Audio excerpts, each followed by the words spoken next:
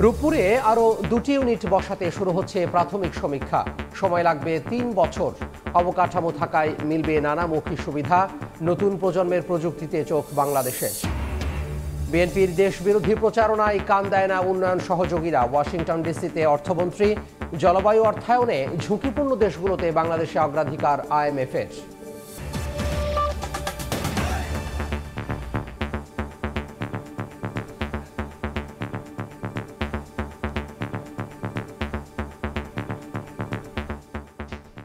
সকালের সময়ে সঙ্গে আছি আমি তোহা খান তামিম। সরকারি সিদ্ধান্তের পর রূপপুরে আরও 2টি ইউনিট বসাতে শিগগিরই শুরু হচ্ছে প্রাথমিক সমীক্ষা। আর এই সমীক্ষা চালাতে সময় লাগবে অন্তত 3 বছর। কিন্তু রূপপুরে নতুন ইউনিট বাড়ানো কতটা যৌক্তিক হবে কিংবা সেগুলো নির্মাণে কত সময় লাগবে? রাশিয়ার বেলারুস্ক নিউক্লিয়ার প্ল্যান্ট ঘুরে এসে সেসব প্রশ্নের উত্তর খোঁজার চেষ্টা করেছেন ফারুক ভুঁইয়া রবিন।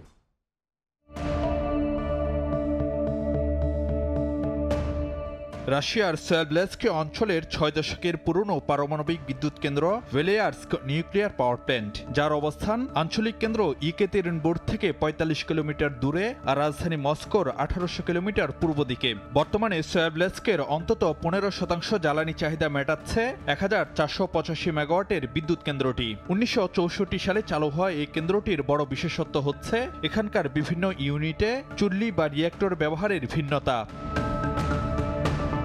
4 ইউনিটের এ প্ল্যান্টটিতে 2টি রিঅ্যাক্টর ছিল প্রথম প্রজন্মের, যেগুলো উৎপাদন চক্র শেষে এখন ডিকমিশনিং বা নিষ্ক্রিয়করণ পর্যায়ে রয়েছে। বর্তমানে উৎপাদনে থাকা ইউনিট দুটির ধরনে রয়েছে ভিন্নতা। 1980 সালে চালু হওয়া তৃতীয় ইউনিটে BN600 এবং 2015 সাল থেকে উৎপাদনে থাকা চতুর্থ ইউনিটে বসেছে 3+ জেনারেশনের রিঅ্যাক্টর BN800, যা ফার্স্ট নিউট্রন রিঅ্যাক্টর হিসেবে পরিচিত। আর 2026 সাল থেকে শুরু হবে কেন্দ্রটির 5ম ইউনিট নির্মাণ কাজ, যেখানে বসবে চতুর্থ প্রজন্মের রিঅ্যাক্টর। বিনিয়োগের সময় লাগবে অন্তত 6 বছর। রাশিয়ার প্রথম প্রজন্মের পারমাণবিক বিদ্যুৎ কেন্দ্র বেলারুস্ক পাওয়ার প্ল্যান্টের নজর এখন চতুর্থ প্রজন্মের প্রযুক্তিতে। আর প্রযুক্তির নতুন নতুন সংস্করণের সঙ্গে রাশিয়ার বহু বছর আগের একটি পারমাণবিক বিদ্যুৎ কেন্দ্রের প্রতিনিয়ত খাপ খাইয়ে নেওয়ার দৃষ্টান্ত বাংলাদেশ সহ বহু দেশকে নানামুখী বিকল্প নিয়ে ভাবতে উৎসাহিত করবে, এমনটি মনে করেন এখানকার বিদ্যুৎ কেন্দ্র পরিচালনার সঙ্গে জড়িতরা। We cannot say that the types 3+ generation as the BN800 or 3 generation as the VVR1000 are bad. No, of course not. We are aiming for the future development. That's why we set the criteria with ambitious goals. Ambitious criteria for the new type of reactor. রাশিয়ার বেলারুস্ক nuclear power প্ল্যান্টের মতো করেই রূপপুর পারমাণবিক বিদ্যুৎ কেন্দ্রেও বসবে আরও 2টি unit. সম্প্রতি প্রধানমন্ত্রীর সঙ্গে রূপপুরের রুশ নির্মাতা প্রতিষ্ঠান রোসাটমের মহাপরিচালক আলেক্সি লিখাচেভের বৈঠকে জানানো হয়, প্রথম 2টি ইউনিটের কাজ শেষ হবে 2026 সালে। এরপর শুরু হবে পরের 2 ইউনিটের কাজ। প্রশ্ন আসতে পারে, সব মিলিয়ে তাহলে সময় লাগবে কেমন? রাশিয়ার বিদ্যুৎ কেন্দ্র ও রূপপুরের অভিজ্ঞতা আমলে নিলে যে আভাস মিলছে, প্রাথমিক সমীক্ষা ও মূল অবকাঠামো নির্মাণে তৃতীয় ইউনিটের জন্য অপেক্ষায় থাকতে হবে এখন থেকে আরও অন্তত 10 বছর। 2টা ইউনিটের কনস্ট্রাকশন শুরু করতে গেলে এই যে পূর্ব প্রস্তুতিটাই হচ্ছে সাইড ইঞ্জিনিয়ারিং সার্ভে থেকে শুরু করে ডিজাইন ইলাবোরেশন করা, সেটা একটা সময়সাধ্য ব্যাপার, সেটা 2-3 বছর লাগে। আশা করি অচিরেই সার্ভে কাজ সেটা শুরু করা হবে। কনক্রিট ঢালাই করার থেকে বড় রিঅ্যাক্টর কনস্ট্রাকশনের যে টাইম হিউজ অ্যাক্টিভিটিসের জন্য আমাদের দেশের মতো দেশে 8 বছর লাগবে কমপক্ষে। যদিও রূপপুরের বিদ্যমান অবকাঠামো নতুন প্রকল্প বাস্তবায়নে দেবে নানামুখী সুবিধা। Fuel transportation, loading unloading, fuel management, waste management সবগুলোর জন্য একটা সেন্ট্রাল ফ্যাসিলিটি, সেটার জন্য সব দিক দিয়েই সুবিধা। অনেকগুলি ইনফ্রাস্ট্রাকচার আগেই প্রস্তুত থাকে, যাতে নতুন ইউনিট কনস্ট্রাকশনের ক্ষেত্রে সময় কম লাগে, তুলনামূলকভাবে খরচ কম হয়। তবে ইউনিট বাড়ালে কারিগরি সক্ষমতার পাশাপাশি পানির প্রাপ্যতার দিকেও দিতে হবে বিশেষ নজর। ফারুক ভুঁইয়া রবিন, সময় সংবাদ, রাশিয়া। দেশবিরোধী প্রচারণায় উন্নয়ন সহযোগীদের কাছে বিএনপি পাত্তা পাচ্ছে না বলে মন্তব্য করেছেন অর্থমন্ত্রী আবুল হাসান মাহমুদ আলী। তবে উৎপাদন পর্যায়ে দেশে জিনিসপত্রের দাম কমলেও মধ্যস্বত্বভোগীদের কারণেই মূল্যস্ফীতি পুরোপুরি নিয়ন্ত্রণ করা যাচ্ছে না বলেও জানান তিনি। যুক্তরাষ্ট্রের ওয়াশিংটন ডিসিতে এক প্রেস ব্রিফিংয়ে তিনি একথা বলেন। এদিকে বিশ্বব্যাংক IMF-এর বসন্তকালীন বৈঠকে বৈশ্বিক স্থিতিশীলতা ধরে রাখতে ধনী দেশগুলোকে আরও দায়িত্বশীল হওয়ার তাগিদ দেন বিশ্ব বরেণ্য অর্থনীতিবিদরা। যুক্তরাষ্ট্র থেকে কাজল আব্দুল্লাহ রিপোর্ট। অবকাঠামো সহ সার্বিক দৃশ্যমান উন্নয়ন জোরদারে বিশ্বজুড়েই চলছে নানা কর্মযজ্ঞ। বিপরীতে বাড়ছে অর্থ ব্যবস্থাপনার বৈষম্য, যা ধনী ও গরিবের ব্যবধান বাড়িয়ে তুলছে আকাশসম। বুধবার বিশ্বব্যাংক IMF-এর বসন্তকালীন বৈঠকে খ্যাতিমান অর্থনীতিবিদরা বলেন, গরিব দেশগুলোর দুরবস্থার জন্য ধনীরাই দায়ী। বাংলাদেশ বৈশ্বিক উষ্ণতার অন্যতম শিকার। অপরাধ না করেও জলবায়ু পরিবর্তনের সাজা পাচ্ছে বাংলাদেশ। এদিকে ওয়াশিংটন ডিসিতে এক প্রেস ব্রিফিংয়ে বাংলাদেশের অর্থমন্ত্রী আবুল হাসান মাহমুদ আলী আক্ষেপ করে জানান, উন্নত দেশগুলোর হানাহানির শিকার বাংলাদেশ। নতুন করে মূল্যস্ফীতির বাড়ার শঙ্কা তৈরি করছে ইরান সহ মধ্যপ্রাচ্যের উত্তেজনা। মূল্যস্ফীতিটাও নেমে আসছে।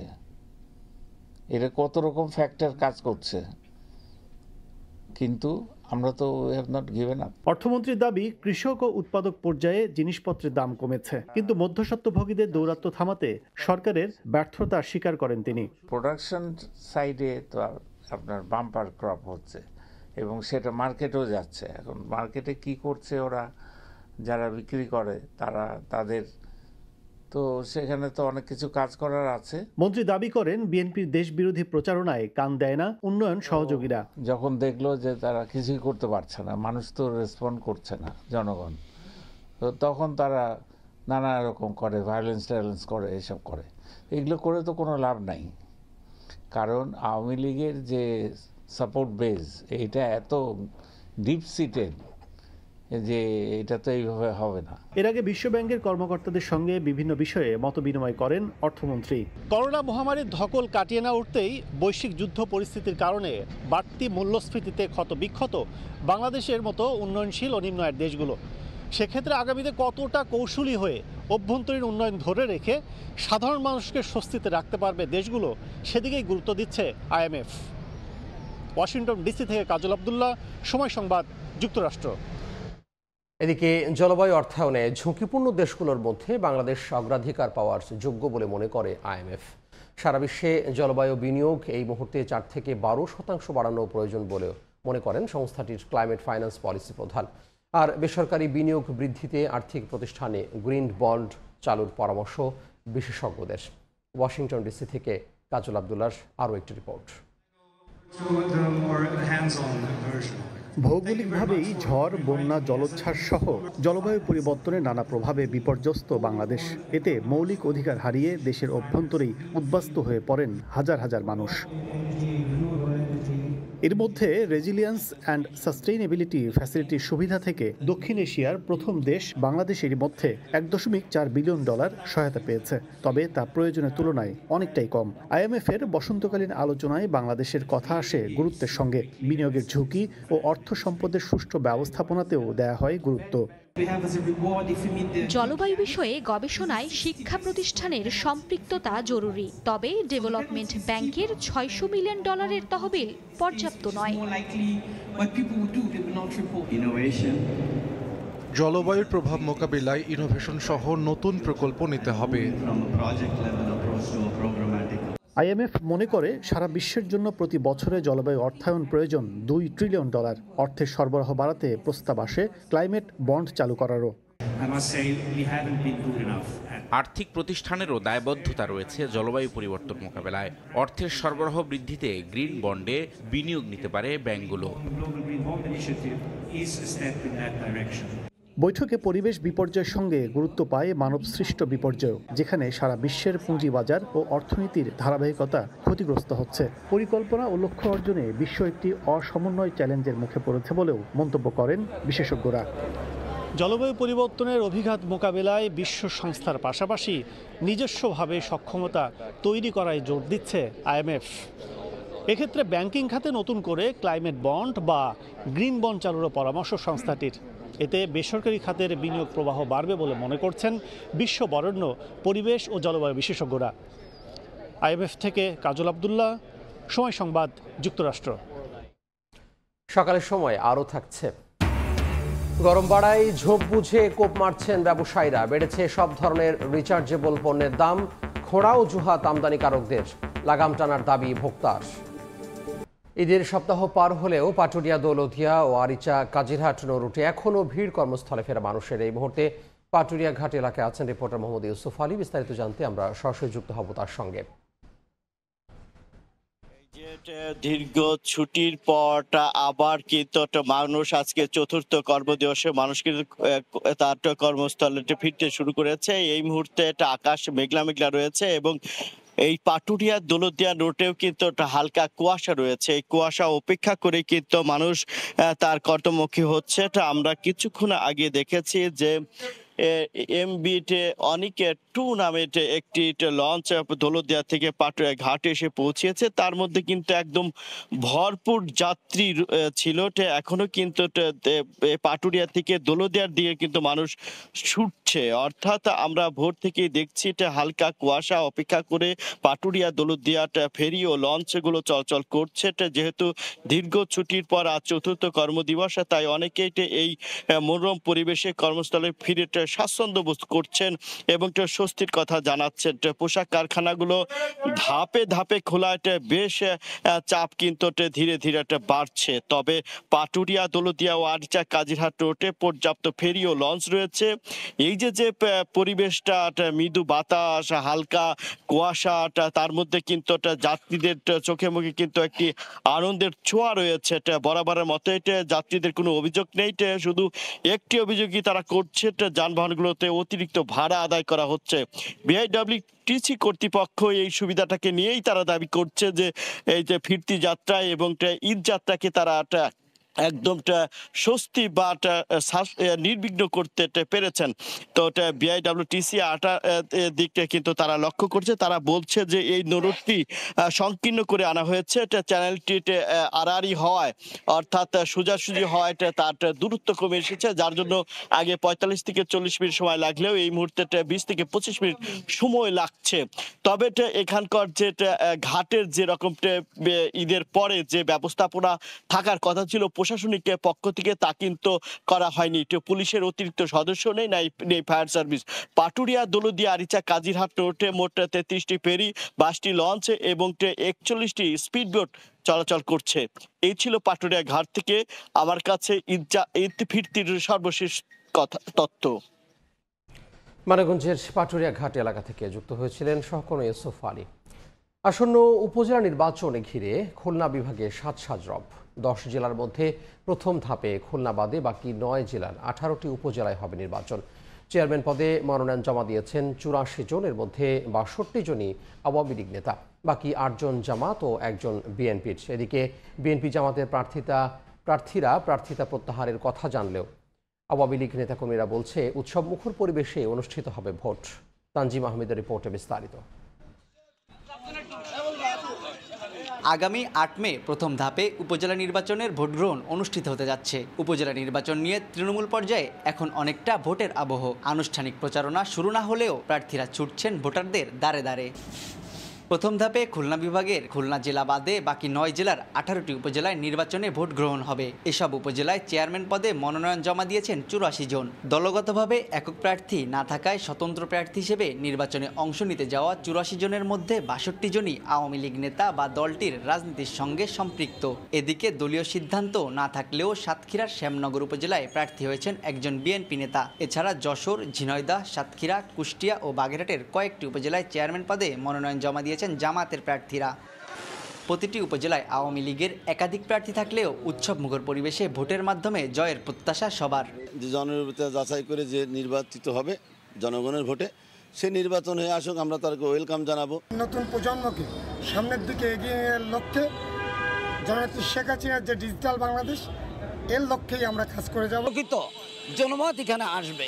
দলীয় সিদ্ধান্ত চূড়ান্ত জানিয়ে বিএনপি প্রার্থী বলছেন স্থানীয়দের চাপেই হয়েছেন প্রার্থী, প্রয়োজনে করবেন প্রত্যাহার। ক্যামেরায় কথা বলতে রাজি না হলেও একই সুর জামাত নেতাদেরও। শ্যামনগর উপজেলা আওয়ামী লীগের 8 জন প্রার্থী এবং আমি বিএনপির একমাত্র প্রার্থী। মানুষের চাওয়া পাওয়ার জায়গা থেকে আমি নির্বাচনে প্রার্থী হিসাবে আমি শতভাগ জয়ের ব্যাপারে আশাবাদী ইনশাল্লাহ। ঝোপ বুঝে কোপ মারছেন ব্যবসায়ীরা। লোডশেডিং আর গরমের আভাস পাওয়া মাত্রই দাম বাড়িয়েছেন চার্জিং লাইট, ফ্যান, জেনারেটর সহ আইপিএসের মতো পণ্যের। ক্রেতার চাহিদার যখন তুঙ্গে তখন মজুত করে দাম বৃদ্ধিতে সময় পার করছে অসাধু সিন্ডিকেট। খুচরা ব্যবসায়ীরা দামের তারতম্যের দায় আমদানিকারকদের দিলেও ক্যামেরার সামনে পরিচয় লুকায় তারা।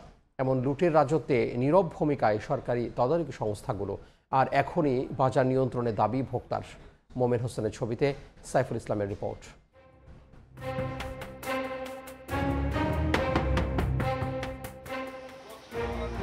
3 সদস্যের পরিবার, লোডশেডিং আর তীব্র গরমে অসুস্থ হওয়ার ভয়ে রাজধানীর বাইতুল মোকাররমে রিচার্জেবল ফ্যান কিনতে এসেছেন অনিমেষ বিশ্বাস। বলছেন 2000 টাকা রিচার্জেবল ফ্যান বিক্রি হচ্ছে 3200 থেকে 300 টাকায়। এই লোডশেডিং এর কারণে ছোট বাচ্চারা ঘুমাতে পারে না, যার কারণে আমি আসছি চার্জার ফ্যান কিনতে। বরাবরই দেখা যায় চাহিদা বাড়লে দামও বাড়ে যে কোনো পণ্যের। এবারও তার ব্যতিক্রম হয়নি। 600 টাকার রিচার্জেবল লাইটের দাম বেড়ে হয়েছে 800 থেকে 900 টাকা। প্রতিটি রিচার্জেবল ফ্যানের দাম বেড়েছে 1500 টাকা পর্যন্ত, বলছে ব্যবসায়ী উজ্জ্বল। যদিও সে দায় চাপাচ্ছে আমদানিকারকদের উপর। আমরা কিছু মাল কিনেছিলাম কত 5000, 500, 300 এরকম করে, ওগুলি এখন 6500, 7000 টাকা। তাও বলে যে মাল নাই, কিছুদিন পরে আসবে। মানে এটা ওনাদের একটা সিন্ডিকেট আর কি, রাইখা দিতেছে, পরে দাম বাড়ায় বিক্রি করে। শীতের সময় এগুলো ফ্যান ছিল আপনার 25 থেকে 2200 টাকা, তো ওই ফ্যান হয়ে গেছে এখন 3000-3200 টাকা। 12 ইঞ্চি ফ্যান যেগুলা অনলাইনে মনে হচ্ছে 2200-2300 টাকা মনে হয় দেখছি, কিন্তু এই হিসেবে তো এটা অনেক দাম বেশি যাচ্ছে। 3400 টাকা বলে দিচ্ছে একবারে।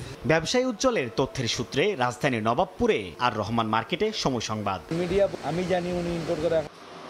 পাইকার সেন্টুর তথ্য মতে আমরা যাই পাশের শামস মার্কেটে, আমদানিকারক মিডিয়া গ্লোবাল মার্কেটিংয়ে। প্রতিষ্ঠানটির স্বত্বাধিকারীকে প্রশ্ন করা হলে আমদানিকারক নয় বলে অস্বীকার করেন তিনি। এখন প্রশ্ন হচ্ছে, তাহলে তার প্রতিষ্ঠানে এত পণ্য কিভাবে আসলো? খুচরা সাথে আপনাদের নামে অভিযোগ করা যে আপনারা গরম আসছে, আপনার ফ্যান প্রতি চার্জার ফ্যানের প্রতি আপনার 1500 টাকা 2000 টাকা বাড়াই দিচ্ছে। এই অভিযোগটা কি সত্য কিনা? না, ইম্পোর্টারদের জিজ্ঞেস করেন। আমরা তো জায়গা না, আমরা ইম্পোর্টার না। এই নবপুরতে আশেপাশে কিনি। কোন জায়গা বলেন আমাকে, অ্যাড্রেসটা দেন, আমি ওখানে যাব। অ্যাড্রেস দেওয়ার কিছু নেই, এই জায়গা অ্যাড্রেস দেওয়ার নয়। যদিও পাশের নোহা মার্কেটিং এর আমদানিকারকের পণ্যের দাম বৃদ্ধির অজুহাত রয়েছে হাজারো। পোর্টের ট্যাক্সের কারণে, মাল শিপিং এর খরচের বাড়তি, এলসির ডলারের দাম বাড়তির কারণে মালের রেট অটোমেটিক ভাবে বেড়ে যাচ্ছে। শুধু লাইট আর ফ্যান না, বছরের ব্যবধানে 20,000 টাকার আইপিএস এর ব্যাটারির দাম বেড়েছে 5000 টাকা। 2 থেকে 3000 টাকা বেড়েছে জেনারেটরের দামও। ব্যবসায়ীরা বলছেন এখন দামের তারতম্য কিছুটা কম, তবে গরম আর লোডশেডিং বাড়লে দামও বাড়বে পণ্যের। সামনে থেকে লোডশেডিং হলে জেনারেটরের দাম বাড়বে সম্ভাবনা আছে।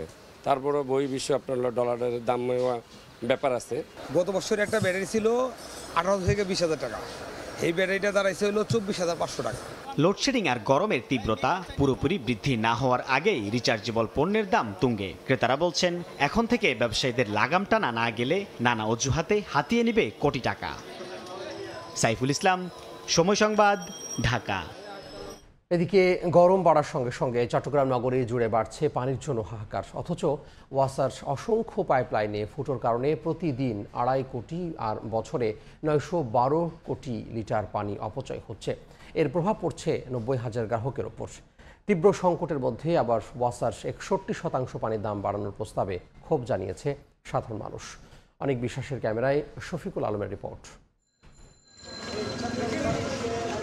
সবেমাত্র গ্রীষ্মের শুরু, এরই মধ্যে চট্টগ্রাম জুড়ে সুপিয়া পানির তীব্র সংকট। নগরীর পতেঙ্গা, ইপিজেড, হালিশহর ও পাহাড়তলী সহ বিভিন্ন এলাকার অবস্থা প্রকট আকার ধারণ করায় পানির জন্য কষ্টে লাখো মানুষ। একদিকে পানির জন্য হাহাকার, অপরদিকে খোদ চট্টগ্রাম ওয়াসাই অপচয় করছে কোটি কোটি লিটার পানি। নগরীর কল্পলোক 1.5 মাস ধরে পানিতে সয়লাব পুরো এলাকা, অথচ খাওয়ার জন্য মিলছে না পানি, তাও আবার লবণাক্ত ও দুর্গন্ধযুক্ত। গোটা নগর জুড়ে এরকম অসংখ্য পাইপে ফুটো। দিন রাত 24 ঘন্টা পানি পড়তেছে, এরা কোনো ব্যবস্থা নিচ্ছে না। সকল শ্রেণীর সকল পেশার মানুষদের জন্য কষ্টসাধ্য একটা বিষয় হচ্ছে। পানি নষ্ট হয়ে যাচ্ছে, কিন্তু মানুষ তো অনেক দুর্ভোগে কষ্ট পাচ্ছে। কাপড় চোপড় সবগুলো ময়লা হয়ে যাচ্ছে। 1.5 মাস হয়ে যাচ্ছে, কিন্তু এটা কোনো সংস্কার নাই, কোনো কিছুই নাই। এক হিসাব বলছে গত 5 বছরে 1200 কিলোমিটার পাইপ লাইনে 10,468টি ফুটো হয়েছে। মেরামতে খরচ হয়েছে 6 কোটি। প্রতিদিন 2.5 কোটি আর বছরে 912 কোটি লিটার পানির অপচয় হয়, যার মূল্য 25 কোটি টাকা। সরবরাহের 30% পানি নষ্ট হলেও ওয়াসা বলছে ভিন্ন কথা। এভরিডে লিকেজ রিপেয়ার করা হচ্ছে এবং তার ফলে যে পানি যাচ্ছে একেবারে মিনিমাম। একেবারে মিনিমাম, এটা হয়তো ম্যাক্সিমাম 1 to 2% হতে পারে, not more than that. Cab বলছে ফুটু যত বড় হবে ততই বাড়বে বিল। এই পদ্ধতিতে একটি চক্র হাতিয়ে নেয় কোটি টাকা, যার প্রভাব সরাসরি পড়ে ভোক্তার উপর। লিকেজ বড় না হইলেই তার ততক্ষণ পর্যন্ত এটার কোনো সংস্কারের উদ্যোগগুলো নেয় না। তো এটার কারণে যে পরিমাণ সিস্টেম লসের কারণে পানি অপচয় হচ্ছে, এটার পুরো দায়টাই কিন্তু ভোক্তাদের গাড়ে গিয়ে পড়তেছে। হালদা ও কর্ণফুলী নদীর পানি পরিশোধন করে 90,000 গ্রাহককে প্রতিদিন সরবরাহ করে 50 কোটি লিটার পানি, যার 30% নষ্ট হচ্ছে পাইপের ফুটোর কারণে। এদিকে পানি সংকটের মধ্যেই 61% দাম বাড়ানোর আবারও প্রস্তাব দিয়েছে চট্টগ্রাম ওয়াসা। গত 1.5 মাস ধরে এরকম পানি অপচয় করছে চট্টগ্রাম ওয়াসা, অথচ এর দায় চাপাচ্ছে সাধারণ মানুষের উপর। এক হিসাব বলছে বছরে অন্ততপক্ষে 912 কোটি লিটার পানি নষ্ট করে, যার বাজার মূল্য অন্তত 25 কোটি টাকা। শফিকুল আলম, সময় সংবাদ, চট্টগ্রাম। ঝিনাইদহের কপোতাক্ষ নদ দখল করে মাছ চাষের অভিযোগ উঠেছে ঝিনাইদহ 3 আসনের সংসদ সদস্য সালাউদ্দিন মিয়াজের বিরুদ্ধে। নদের 12টি পয়েন্ট দখল করে স্থানীয় আওয়ামী লীগ ও যুবলীগের নেতাকর্মীদের দিয়ে সমিতি তৈরি করে চলছে মাছ চাষ। ফলে বিপাকে পড়েছে নদীপাড়ের বাসিন্দা ও জেলে সম্প্রদায়ের মানুষ। উন্মুক্ত জলাশয়ে এ ধরনের কাজের কোনো সুযোগ নেই বলে জানান জেলা প্রশাসক। দখলদারদের বিরুদ্ধে আইনগত ব্যবস্থা নেওয়ার আশ্বাস তার। সজিবুল ইসলামের ছবিতে লোটাস রহমান সোহাগের রিপোর্ট। দেওয়া হচ্ছে না, কাউকে লিখে দেওয়া হচ্ছে না। নদীতে সমিতি করে মাছ চাষ করা সম্পূর্ণ আইনত অপরাধ।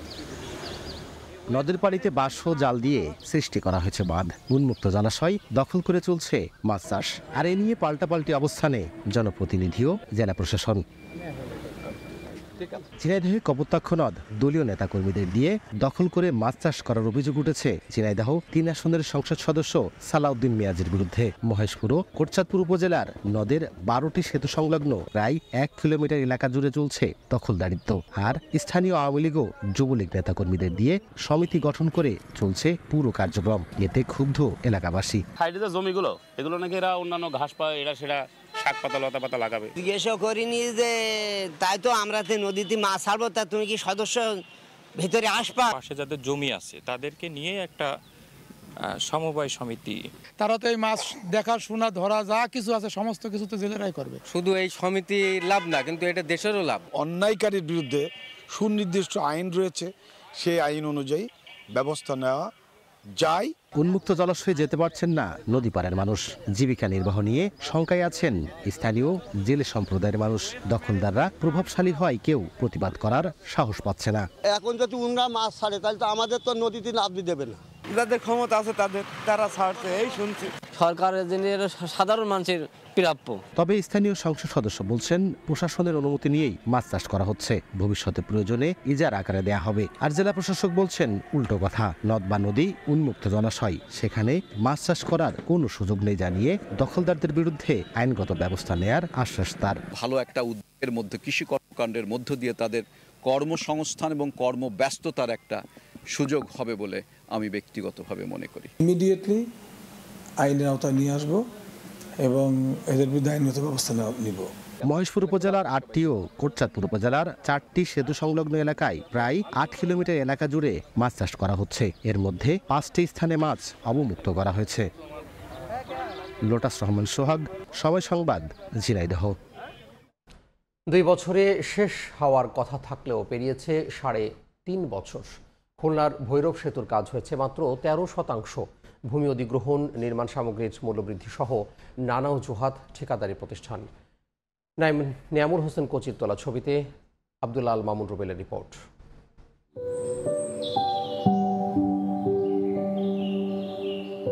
খুলনা মহানগরীর পাশ দিয়ে বয়ে চলা ভৈরব নদের 2 পাড়ের মানুষের জন্য যোগাযোগ ব্যবস্থা উন্নত করতে 2019 সালে একনেকে পাশ হয় ভৈরব নদের উপর সেতু নির্মাণ প্রকল্প। কার্যাদেশের পর 2020 সালের নভেম্বরে শুরু হয় এর নির্মাণ কাজ, যা পরবর্তী 2 বছরে শেষ হওয়ার কথা ছিল। এরই মধ্যে কাজের মেয়াদ বৃদ্ধি করা হয়েছে 2024 সালের জুন মাস পর্যন্ত। তবে গত 4 বছরে নানা অজুহাতে কাজ বন্ধ হয় 4 থেকে 5 বার। গত 15 দিন ধরে ফের বন্ধ রয়েছে কাজ। এখন পর্যন্ত সেতু নির্মাণে অগ্রগতি মাত্র 13%। দীঘলীয় প্রান্তে 9টি পিয়ার আর শহর প্রান্তে 2টি পিয়ার নির্মাণ হয়েছে। ফলে দুই পারের মানুষের নদী পারাপারের ভোগান্তি দীর্ঘ হয়েছে আরও। ঠিকাদারি প্রতিষ্ঠানের গাফিলাতিকে দুষছেন তারা। ঠিকাদার এবং রোডস অ্যান্ড হাইওয়ে এদের দুজনেরই অবহেলা আছে আমি মনে করি। দুটো কয়েকটা পিলার উঠছে, এর বেশি কিছু আমরা 4-5 বছর কিছু পাইনি। যত দ্রুত শেষ হয় আমাদের জন্য মঙ্গল, কারণ আমাদের তো ট্রলার পারো আসা যাওয়া একটা ঝামেলা। হবে কি হবে না সে আল্লাহ পাক জানে, আর তারাই জানে, আমরা জানি। আমাদের কাছ থেকে জমি অধিগ্রহণ করছে, তার কোনো আশা আমাদের কাছে এরা করে নাই। ভূমি অধিগ্রহণ না হওয়া, জমি বুঝে না পাওয়া সহ নানা জটিলতায় কাজের ধীরগতি জানিয়ে সময় বৃদ্ধির আবেদন করেছে ঠিকাদারি প্রতিষ্ঠান। ল্যান্ড অ্যাকুইজিশনের প্রবলেম ছিল, হ্যান্ডওভারের প্রবলেম ছিল। নতুন টাইম এক্সটেনশন চাচ্ছি 2025 পর্যন্ত। কাজের সুযোগ থাকা সত্ত্বেও ঠিকাদারি প্রতিষ্ঠানের ধীর গতির কথা জানিয়ে তাদেরকে সতর্ক করার কথা জানায় সড়ক বিভাগ। আমরা তাদেরকে নোটিশ টু ডিফল্টও দিয়েছি যে কাজ চলমান না থাকলে তাদেরকে আমরা আসলে ব্যবস্থা নেব। 1.3 কিলোমিটার দীর্ঘ ভৈরব সেতুর নির্মাণে ব্যয় ধরা হয়েছে 617 কোটি 53 লাখ টাকা। শহর সংশ্লিষ্ট 3 উপজেলার মানুষের আর্থসামাজিক উন্নয়ন ও অর্থনৈতিক সম্ভাবনায় গুরুত্বপূর্ণ ভূমিকা রাখতে পারে এই সেতুটি। তবে প্রায় এভাবে কাজ বন্ধ হয়ে থাকা, নকশায় পরিবর্তন, রেলওয়ের সাথে জমি হস্তান্তর চুক্তি না হওয়া সহ নানা কারণে নতুন নির্ধারিত সময়েও কাজ শেষ না হওয়ার শঙ্কা থেকেই যাচ্ছে। আব্দুল্লাহ আল মামুন রুবেল, সময় সংবাদ, খুলনা। স্মরণকালের ভয়াবহ বন্যায় বিপর্যস্ত সংযুক্ত আরব আমিরাত সহ মধ্যপ্রাচ্যের বিভিন্ন দেশ। গত 75 বছরের মধ্যে রেকর্ড বৃষ্টিতে অচল বিশ্বের দ্বিতীয় ব্যস্ততম দুবাই আন্তর্জাতিক বিমানবন্দর।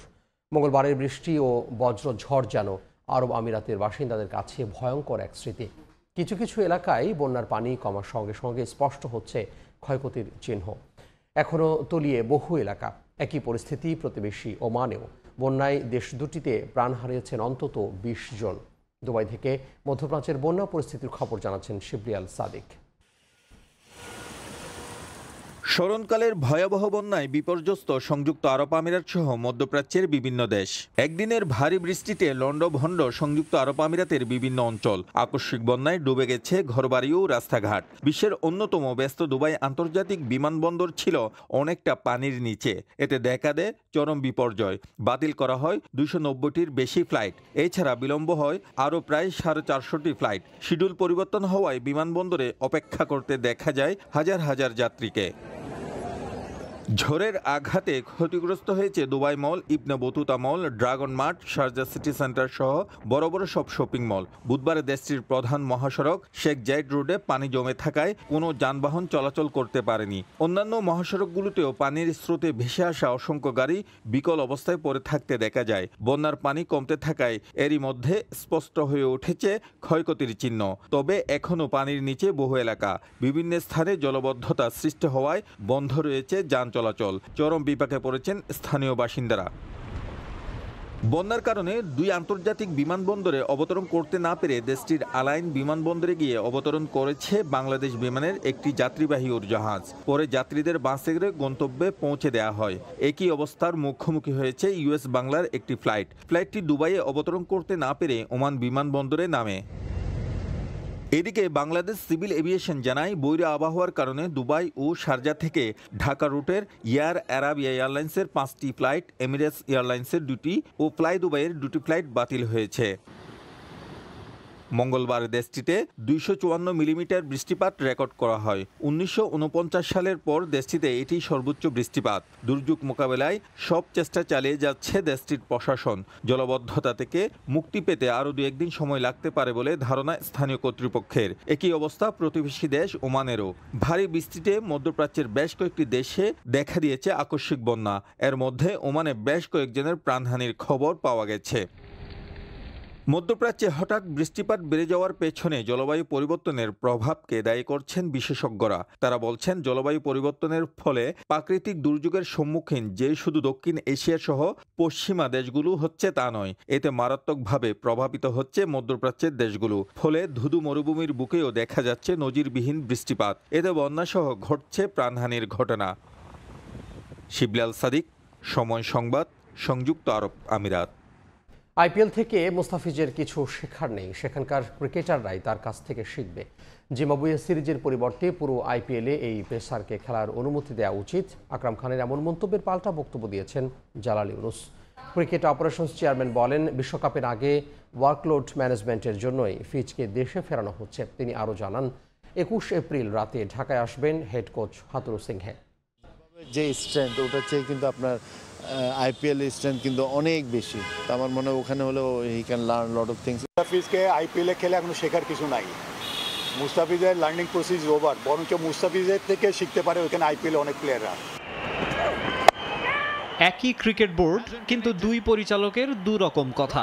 এতে বাংলাদেশের কোনো বেনিফিট হবে না, এটা মুস্তাফিজ এর কাছে থেকে অন্যদের বেনিফিট হবে। আই নিড হিম, আমাকে তো সে যাতে ফ্রেশ মুস্তাফিজ চাই। সম্প্রতি দেশের একটি গণমাধ্যমে খবর বের হয়, বাংলাদেশ দলে আর ফিরতে চান না হেড কোচ চান্ডিকা হাথুরু সিংহে। তবে এই খবরকে গুজব বলে উড়িয়ে দিয়েছে বিসিবি। আমাদের হেড কোচ আসবেন 21 তারিখে রাত্রেবেলায়। 22 তারিখ থেকে মোস্ট অফ দ্য কোচেস 22-23 তারিখের মধ্যে they will be available. Spin bowling coach দেখেছে মুশতাক আহমেদ আসার কথা। এদিকে তামিম ইকবালের আন্তর্জাতিক ক্যারিয়ার নিয়ে নানা মহলে নানা কথা। অনেকদিন ধরেই শোনা যাচ্ছে জাতীয় দলে ফিরতে নাকি শর্ত দিয়েছেন তামিম। সোমবার অধিনায়ক নাজমুল হোসেন শান্ত আর ক্রিকেট অপারেশনস চেয়ারম্যান জালাল ইউনুসের সঙ্গে মিটিংও করেছেন তিনি। কি কথা হলো সাবেক অধিনায়কের সঙ্গে? তামিম ইকবাল নিশ্চয়ই তার কোনো ক্রিকেট প্ল্যান নিয়ে আমাদের সাথে আলাপ করেছে।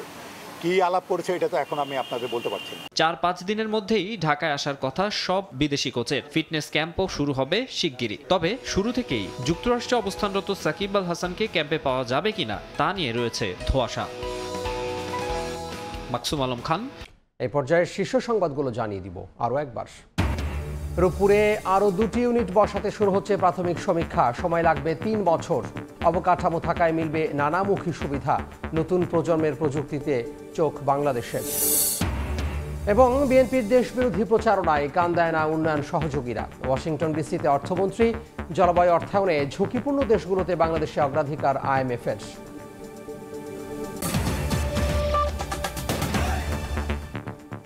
এই ছিল সকালের সময়ে। আন্তর্জাতিক সময় নিয়ে সঙ্গে থাকবেন সহকর্মী আইরিন আয়াত। ধন্যবাদ আপনাকে তামিম। আন্তর্জাতিক সময় নিয়ে ফিরছে কিছুক্ষণ পর, সঙ্গে থাকুন সময়ের।